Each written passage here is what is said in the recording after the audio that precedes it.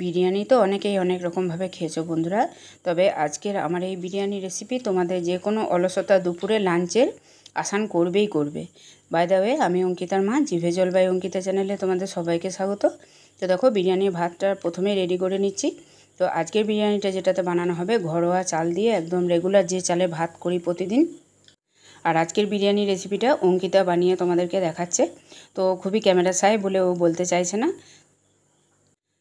তো দেখো, প্রথমেই চালটা খুব ভালোভাবে 2 বা 3 বার একদম পরিষ্কার জল দিয়ে ধুয়ে নিতে হবে। আর ওদিকে হাঁড়ির মধ্যে জল ফুটতে দিয়ে চালটা ছেড়ে দিয়ে এদিকে পাশের গ্যাসে আলুগুলো দেখো কি সুন্দর করে ভেজে তুলে নিয়েছে।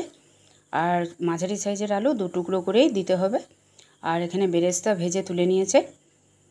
আর এরকমভাবে যে ঘরোয়া চাল দিয়ে আর বাড়িতে হাঁসের ডিম দিয়ে বিরিয়ানি এইভাবে বানানো যায় জানতামই না বন্ধুরা। অঙ্কিতা বলল, হ্যাঁ মা হয়, তুমি আমাকে সব কিছু জোগাড় করে দাও, দেখো আমি করে দিচ্ছি। তো আমি ওকে হাতের কাছে সব কিছু রেডি করে দিলাম। এত সুন্দর করে বিরিয়ানিটা যে বানালো আমি ভাবতেও পারি নাই বন্ধুরা। তো দেখো, এদিকে বেরেস্তাও হয়ে গেছে, আলুও ভেজে তুলে রাখা হয়েছে। এখন ওই তেলের মধ্যেই গোটা জিরে, তেজপাতা, গোটা গরম মশলা, শুকনো লঙ্কা ফোড়ন দিয়ে মশলাটাকে কষিয়ে নেওয়া হবে। তো তার মধ্যে প্রথমেই দিয়ে দেওয়া হলো কুচি করে রাখা পেঁয়াজটাকে গোল্ডেন ব্রাউন করে ভেজে নেওয়ার পর এর মধ্যে দিয়ে দিচ্ছে আদা রসুনের পেস্ট। একদম সিম্পলভাবে ঘরোয়াভাবে বিরিয়ানিটা হচ্ছে। তো দেখো, আদা রসুন আন্দাজ মতো বেটে নিয়ে তোমরা কজনের জন্য বানাচ্ছ সেই অনুযায়ী মশলা সব কিছু, চাল, ডিম সব কিছু নিজেদের বাড়িয়ে বা কমিয়ে নেবে। তো দেখো, কথা বলতে বলতে মশলাটা কষানো হয়ে গেল। এখন এর মধ্যে দিয়ে দিচ্ছে হচ্ছে গুঁড়ো মশলা সব কিছু। একটা বাটির মধ্যে জল দিয়ে ও আগে থেকেই ভিজিয়ে রেখেছিল। ওটা আমার থেকেই শিখেছে, যেহেতু গুঁড়ো মশলা জলের মধ্যে আগে থেকে ভিজিয়ে রাখলে একদম বাটা মশলার মতনই স্বাদ আসে বন্ধুরা। তো এরকমভাবে কাশ্মীরি লাল লঙ্কা গুঁড়ো, ধনে গুঁড়ো, জিরে গুঁড়ো, ঝাল লঙ্কার গুঁড়ো সব কিছু একটা বাটির মধ্যে আগে থেকে জল দিয়ে ভিজে সেটা দিয়ে দেখো খুব ভালোভাবে কষিয়ে নিল। এরপর দিয়ে দিল স্বাদ মতো চিনি। লবণ ঝালে ব্যালেন্সটা বজায় করার জন্য চিনিটা অবশ্যই দেওয়ার চেষ্টা করো। তো সেটা দিয়ে আবারও খুব ভালোভাবে কষিয়ে নিতে হবে। আর আঁচটাকে এই পর্যায়ে একদম লো রাখতে হবে যাতে মশলাটা পুড়ে না যায়। তো দেখো, খুব ভালোভাবে মশলাটা কষিয়ে নেওয়ার পর দিয়ে দিচ্ছে হচ্ছে টমেটো পেস্ট। 2টো টমেটো মাঝারি সাইজের মিক্সির মধ্যে আমি ওকে পেস্ট করে দিয়েছিলাম। তো দেখো, সেই পেস্টটা এখন ওকে মশলার মধ্যে দিয়ে দিল, খুব ভালোভাবে কষিয়ে নেওয়া হলো। এখন দিয়ে দিচ্ছে ভেজে রাখা আলুগুলো। আর আলুগুলো দেখে বুঝতেই পারছো ভাজতে ভাজতে প্রায় 80% কুক হয়ে গেছে। তো এখন মশলার সাথে খুব ভালোভাবে আলুগুলো কষিয়ে নিয়ে একটু সামান্য এর মধ্যে দিয়ে দেওয়া হচ্ছে জলটা গ্রেভিটা খুব বেশি ঝোল করলে কিন্তু চলবে না, তা নাহলে ভাতগুলো কিন্তু আরও বেশি নরম হয়ে যাবে, একটু ঘাঁটা ঘাঁটা টাইপের হয়ে যাবে। বিরিয়ানি মোটেই একদম ভালো লাগে না এরকম। আর দেখো, ভাতটা দেখে বুঝতেই পারছো কতটা ঝরঝরে হয়েছে।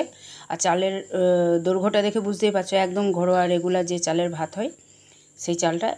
এবার প্রথমে দেখো বিরিয়ানিটাও লেয়ার লেয়ার করে সাজিয়ে নিচ্ছে। তার জন্য প্রথমেই দিয়ে দিল কড়াইয়ের মধ্যে ঘিয়ের পর দিয়ে দিল আলুগুলো।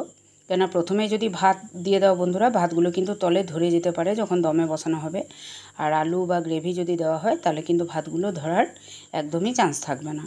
তো দেখো, আলুগুলো প্রথমেই সাজিয়ে নিয়ে পরে ওর মধ্যে দিয়ে দিচ্ছে 1 লেয়ার ভাতটা প্রথমে একটা লেয়ার করে দেওয়ার পর ওর মধ্যে দিয়ে দেওয়া হচ্ছে বেরেস্তা। অল্প বেরেস্তা এখন ছড়িয়ে দেওয়া হলো। এরপরে আবার 1 লেয়ার মতো ভাত এর মধ্যে দিয়ে দেওয়া হবে। আর মধ্যেখানে কিন্তু ও গ্রেভিটাও চামচে করে একটু একটু করে দিয়ে দিচ্ছিল। তো দেখো, আবারও 1 লেয়ার ভাত দিয়ে দেওয়া হলো, আবারও আগের মতোই বেরেস্তা দিয়ে দেওয়া হলো। তো এর মধ্যে আবারও যে গ্রেভিটা, ডিমের মশলা যে গ্রেভিটা বানানো হয়েছিল সেটাও আবার একটু একটু করে দিয়ে দেওয়া হলো। আর আমি ওকে বলেছিলাম ডিমটা ভাজতে, ও বললো যে না মা, দেখো ডিমটা আজকে এরকমভাবে রাখলে দেখতে কিন্তু আরও বেশি ভালো লাগবে। আর ও তার মধ্যেই দিয়ে দিল সেই ফাঁকে গুঁড়ো দুধ। তো গুঁড়ো দুধ তোমরা যদি অ্যাভয়েড করতে চাও সেক্ষেত্রে খোয়া ক্ষীরও গ্রেট করে নিয়ে দিতে পারো। যেহেতু বন্ধুরা আজকে বিরিয়ানিটা একদম ঘরোয়া পদ্ধতিতে হচ্ছে, তাই উপকরণও কিন্তু তোমরা সব দেখতেই পেলে একদম ঘরোয়া।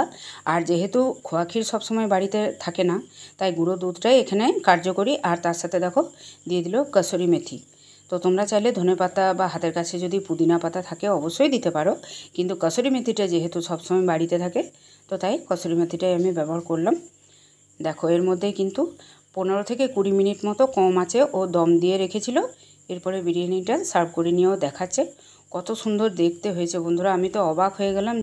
আমার আজকের রেসিপি এই পর্যন্তই। ফিরে আসছি আবার অন্য কোনো দিন অন্য কোনো জিভে জল আনা রেসিপি নিয়ে। ভালো থেকো, সুস্থ থেকো।